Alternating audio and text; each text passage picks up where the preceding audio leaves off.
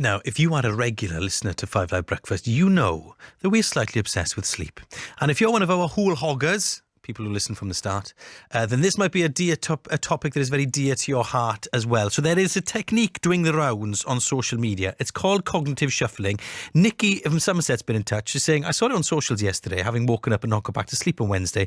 I thought I would give it a try this morning, and it worked. So explain exactly what we're talking about and how it might work for you, just like it has for Nikki in Somerset. Here is Dr Lindsay Browning and with us this morning. Lindsay, thank you very much for joining us, psychologist and sleep expert. Pray tell, what is cognitive shuffling? How can it help us all sleep better? Great. Well, it's a good technique that I use with my clients. And what it is that you think about a word, literally any word at all. And then in bed, you're thinking of this word and what is the first letter of the word you thought of? So if you thought of the word cake, C.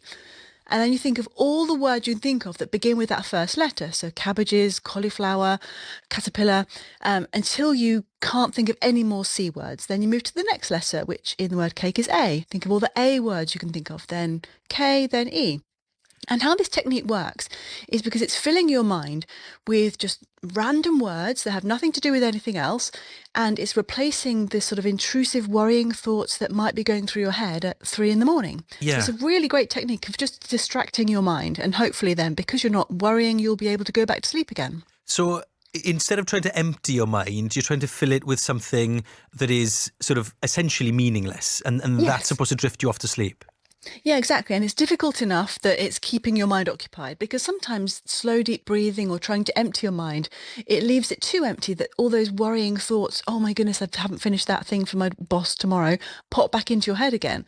So it's about strategically replacing the thoughts in your mind with something just really neutral, really plain. And it's quite sort of difficult because you've got to think of all these words so that you're really concentrating on that and not on anything else that might be distressing. Now, Deborah in London's been in touch to say that she tries to name all the states in the US in alphabetical order. Would that count as cognitive shuffling? It's just slightly different, but on the same sort of theme.